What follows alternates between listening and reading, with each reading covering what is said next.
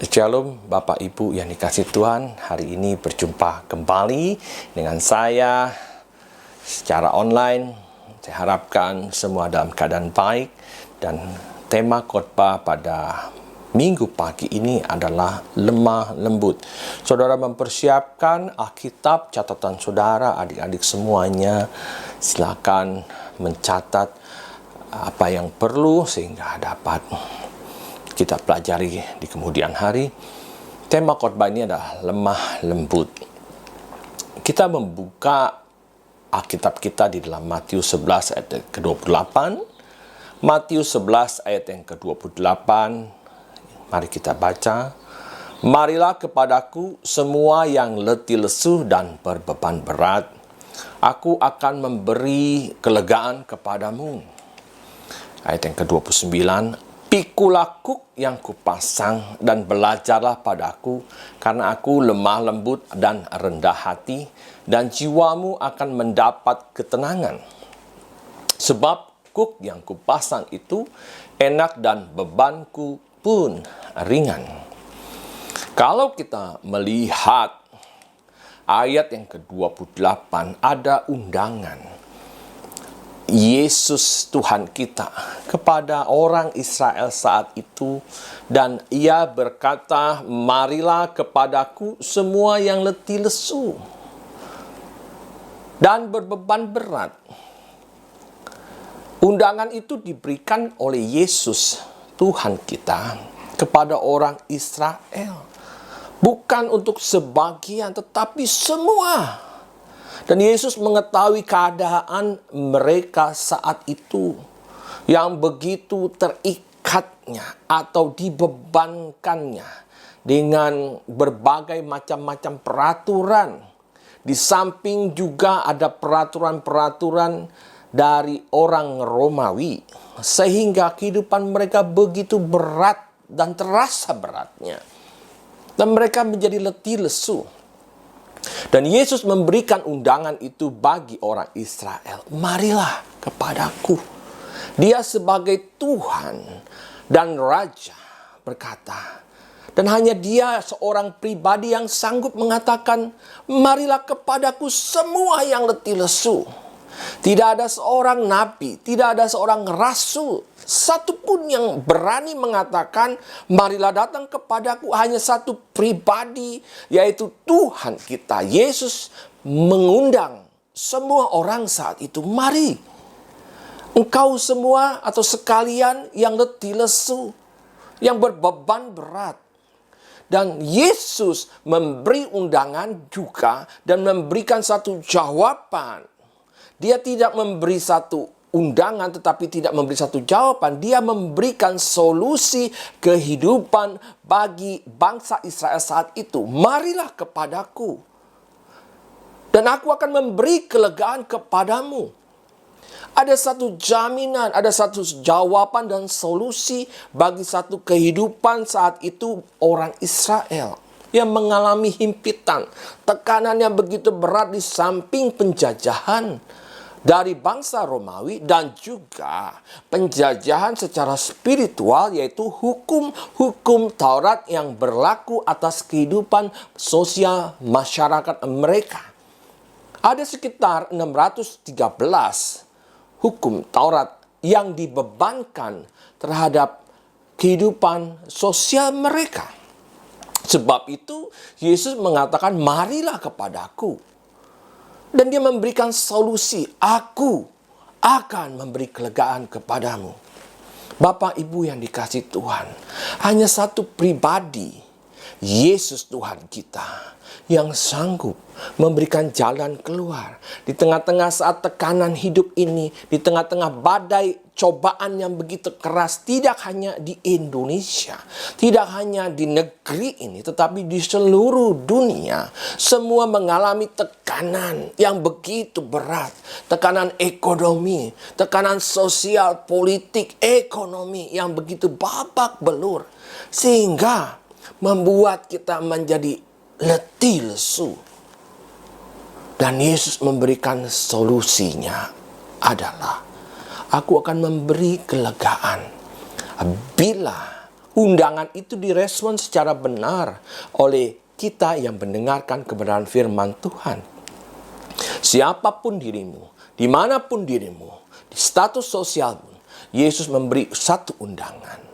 Mari kepadaku, semua yang letih lesu dan berbeban berat, aku akan memberi kelegaan kepadamu. Apa itu kelegaan? Dalam banyak perkara, yang terlebih dahulu Yesus utamakan adalah spiritual. Kalau spiritual kita atau rohani kita lega, kita dapat meresponi hal-hal yang jasmani secara benar. Kalau spiritual kita tidak benar, maka kita akan meresponi secara lahiriah juga tidak benar. Mari kita lanjutkan di ayat yang ke-29. Pikulah kuk yang kupasang dan belajarlah kepadaku.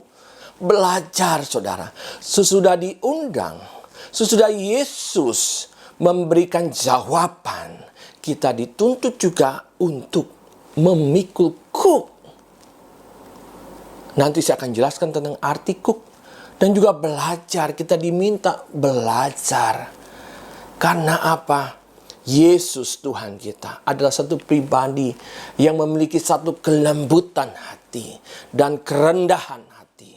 Maka kalau kita belajar dari Tuhan kita Yesus Kristus, maka yang pertama adalah jiwa kita tenang di dalam menghadapi satu pencobaan, di dalam menghadapi beban sekalipun yang besar, goncangan-goncangan saat pandemik COVID-19 ini begitu besar, kita akan mendapat ketenangan di dalam jiwa kita.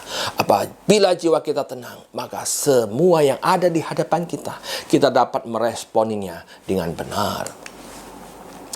Ayat yang ke-30 dikatakan, sebab kuk yang kupasang. Apa itu kuk? Dan bebanku pun ringan. Tetap ada beban. Kuk itu kita pasang untuk mendapatkan ketenangan jiwa. Bukan berarti kita melepaskan segala kuk yang ada di dalam hidup kita. Tetap kuk itu harus kita pasang. Berjalan bersama dengan Tuhan kita. Melangkah bersama dengan Tuhan kita. Dan dikatakan, bebanku pun ringan. Di dalam hidup ini tidak ada seorang pun yang tidak mengalami satu beban hidup. Di dalam dunia ini tidak ada seorang pun yang tidak mengalami beban hidup. Yang Yesus Tuhan kita ajarkan, mari melangkah bersama dengan Dia. Maka beban kita pun ringan, karena bersama dengan Tuhan kita melakukan banyak perkara. Amin. Bapak Ibu yang dikasihi Tuhan, mari kita lanjutkan. Apa hubungannya kuk dengan kelemah lembutan? Kita akan belajar. Tadi dikatakan mengenai kuk, dan Tuhan Yesus yang belajarlah daripadaku yang lemah lembut ini. Jadi apa hubungannya kuk dengan kelemah lembutan? Kita akan pelajari satu persatu, Bapak Ibu yang dikasihi Tuhan. Kebenaran firman Tuhan ini harus dilihat dengan konteks yang benar. Harus dilihat konteks yang benar supaya kita tidak keliru memahami kebenaran firman Tuhan tersebut. Hari ini hari Minggu yang luar biasa bagi kita semua untuk kita dapat belajar. Dan belajar. Saya tidak memberikan motivasi secara dunia, tetapi Alkitab mengajarkan bagaimana kita di dalam menjalankan hidup ini melangkah bersama dengan Tuhan. Apa itu kuk? Secara literal atau harafiah, kita dapat berbicara yaitu satu kekang yang dipasangkan kepada leher atau bahu hewan untuk dapat diatur arah dan tujuan, seperti untuk membajak atau satu angkutan. Kalau Bapak Ibu melihat seekor lembu yang sedang membajak, itu dipasangkan kuk yang ada di lehernya supaya apa? Supaya dapat diatur, tidak memberontak.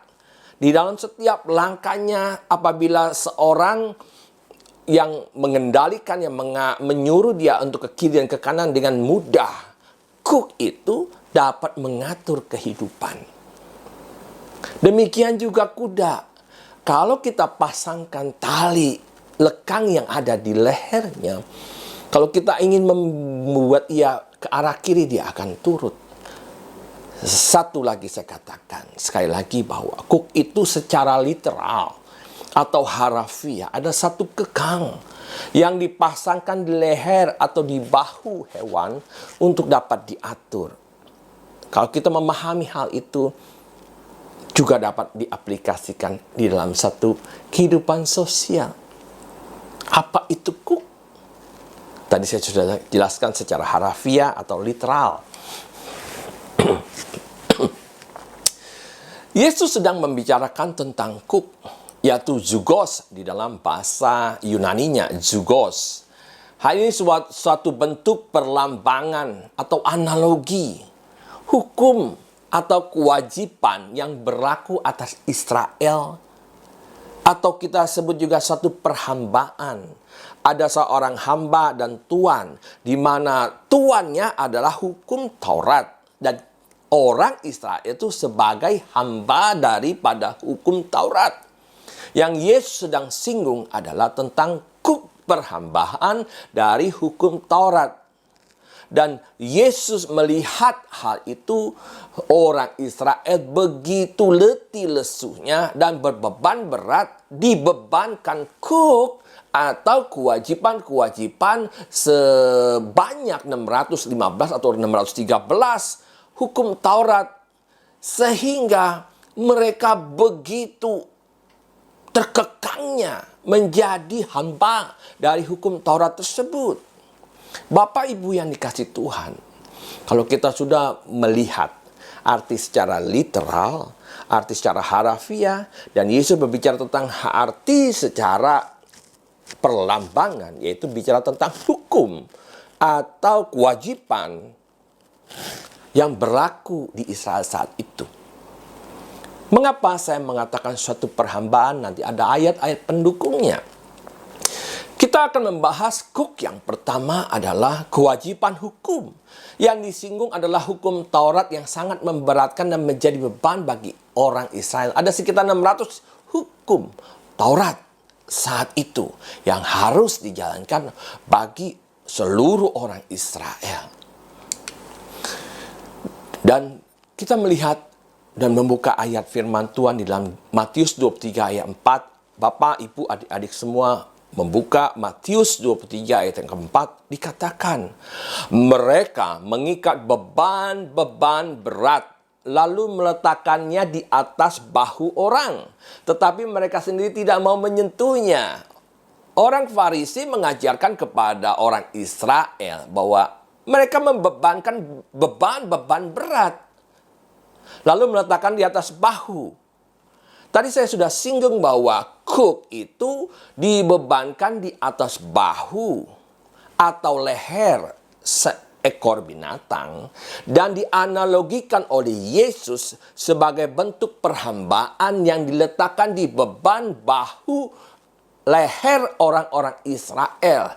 Kalau kita melihat Matius 23 ayat keempat, dikatakan mereka mengikat beban berat lalu meletakkannya di atas bahu orang, tetapi mereka sendiri tidak mau menyentuhnya. Bapak Ibu bisa melihat di ayat yang kedua itu berbicara tentang orang-orang Farisi atau ahli Taurat yang membebankan itu kepada orang Israel.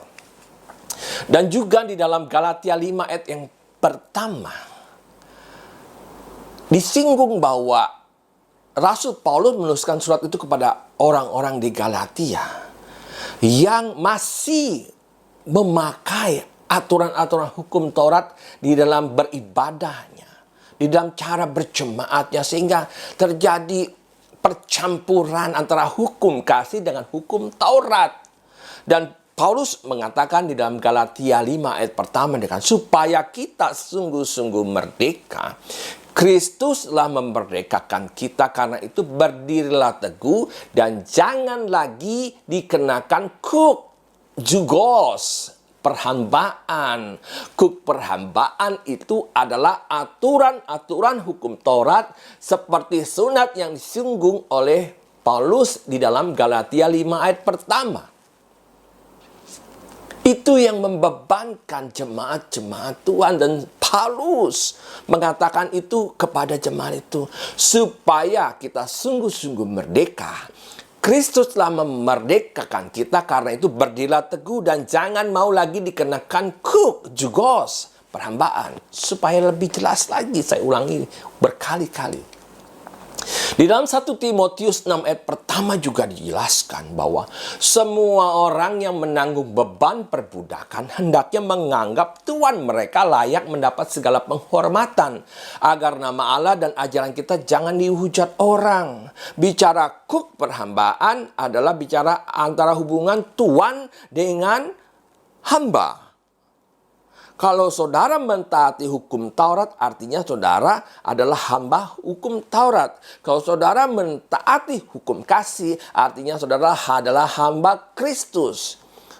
Yesus sedang menyinggung mengenai hukum atau kewajiban bagi orang Israel. Kewajiban orang Israel yaitu adalah hukum Taurat. Sedangkan yang Yesus ajarkan, nanti saya akan bahas. Menarik, saudara, kalau kita senang belajar kebenaran firman Tuhan.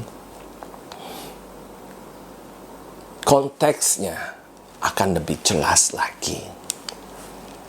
Dan kalau kita di dalam terjemahan bahasa King James-nya dikatakan dalam 1 Timotius 6 ayat yang pertama, let us many servants are under the yoke. Saya ulangi lagi, let us many servants as are under the yoke. Under the yoke artinya di dalam perhambaan. Yoke bicara tentang perhambaan, tentang beban, kewajiban yang dibebankan oleh tuannya. Dalam hal ini adalah hukum Taurat yang harus dilakukan. Kenapa begitu beban ini berat bagi orang Israel?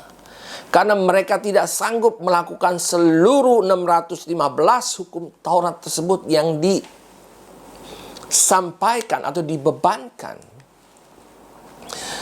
Saudara yang dikasihi Tuhan, yang kedua adalah hukum kasih yang merupakan hukum Taurat, kegenapan hukum Taurat. Kalau saudara membuka dalam Roma 13 ayat pertama, yang disampaikan Yesus adalah kewajiban akan hukum kasih yang merupakan kegenapan dari hukum Taurat. Di dalam Matius 22 ayat 37, Yesus menyampaikan kepada banyak orang saat itu bahwa jawab Yesus kepadanya, kasihlah Tuhan Allahmu dengan segenap hatimu dan dengan segenap jiwamu dan dengan segenap akal budimu. Ayat yang 38, itulah hukum yang terutama dan yang pertama. Dan hukum yang kedua ialah sama dengan itu, artinya equal. Kasihlah sesamamu manusia seperti dirimu sendiri. Pada kedua hukum inilah tergantung seluruh hukum Taurat dan kitab para nabi. Artinya ada hukum kasih, kasihlah Tuhan Allahmu dengan segenap hatimu, dengan segenap jiwamu, kasihlah sesamamu sama seperti dirimu sendiri. Itu tergantung 615 hukum yang disebutkan di dalam hukum Taurat tersebut. Bapak Ibu mengerti. Saya harapkan semuanya juga mengerti. Apa itu meekness? Apa itu lemah lembut? Merupakan satu sifat. Hubungannya apa? Antara cook dan meekness tadi saya sampaikan. Cook yang dipasang dikatakan membuat kita tidak liar. Membuat kita menjadi jinak. Atau membuat kita tidak serampangan di dalam hidup ini. Di dalam terjemahan bahasa Yunani dikatakan lemah lembut itu praus. Merupakan teladan Kristus kepada kita di dalam banyak hal dan tekanan. Dialah Tuan, Master, dan Tuhan kita. Dan kita adalah hambanya. Amin, saudara. Dikatakan begini Di dalam 2 Korintus 10 ayat 1, Paulus juga belajar dari teladan Kristus. Aku Paulus, seorang yang tidak berani bila berhadapan muka dengan kamu, tetapi berani terhadap kamu bila berjauhan. Aku memperingatkan kamu demi Kristus yang lemah, lembut, dan ramah. Di dalam Matius 11 tadi ayat 30-31 dikatakan juga bahwa Yesus adalah belajarlah daripadaku yang lemah lembut. Dan Paulus mengatakan juga demi Kristus yang lemah lembut dan ramah. Belajar. Begitu pentingnya kelemah lembutan yang disampaikan dan hubungan dengan kuk nanti kan kita akan bahas. Di dalam Yakobus 1 ayat 21 juga dikatakan, sebab itu buanglah segala sesuatu yang kotor dan kejahatan yang begitu banyak itu, dan terimalah dengan lemah lembut firman yang tertanam di dalam hatimu yang berkuasa menyelamatkan jiwamu. Begitu pentingnya hati dan jiwa yang lemah lembut untuk menerima kebenaran firman Tuhan. Tanpa kelemah lembutan firman Tuhan tidak akan bertumbuh dan berakar dan berbuah. Bapak Ibu yang dikasihi Tuhan, di dalam Yakobus juga dikatakan kalau kita melanggar satu hukum Taurat, maka kita melanggar semua aturan sebanyak 615.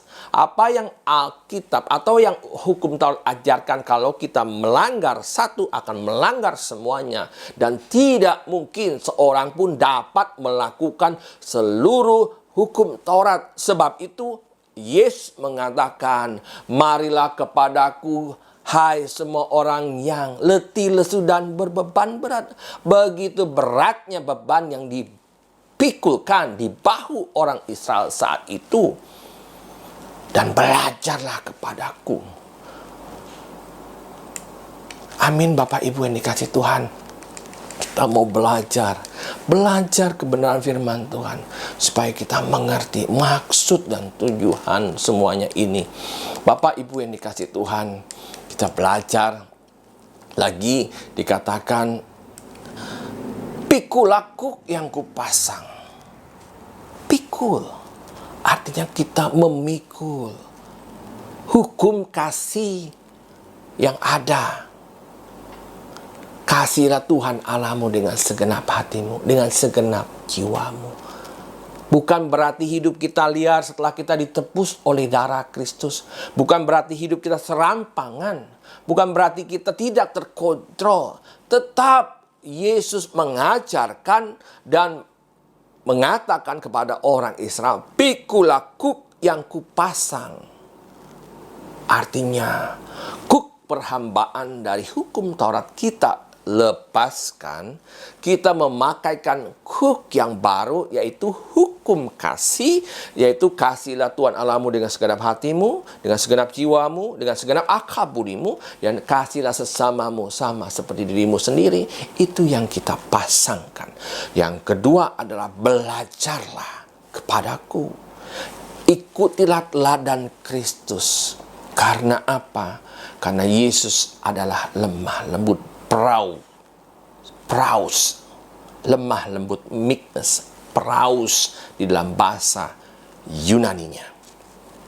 Arti kata praus itu menyeimbangkan, membuat hidup kita tenang, lemah lembut.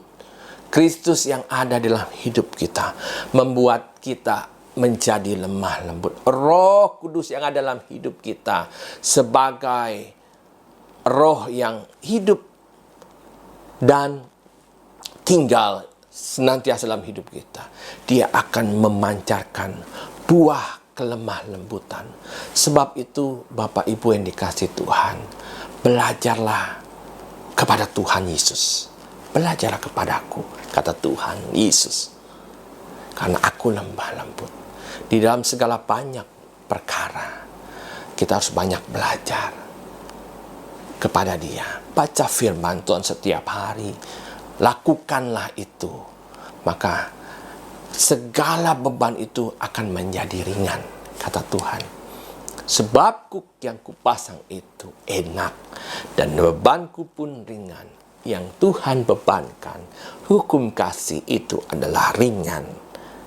Saudara yang dikasihi Tuhan, melalui pelajaran firman Tuhan, kita diajarkan hidup ini belajar dari Tuhan Yesus kita.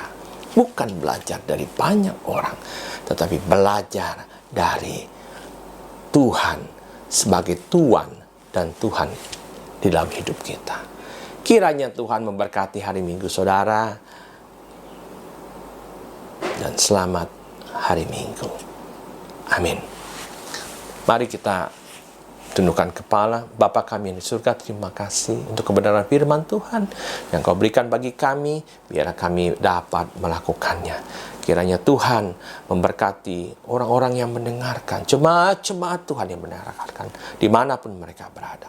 Dalam nama Tuhan Yesus, haleluya, amin. Bapak Ibu, mari kita bangkit berdiri. Kita akan menerima berkat dan mengakhiri ibadah kita. Kekasih-kekasih Kristus, tinggallah di rumahmu masing-masing dalam keadaan kesesakan seperti ini.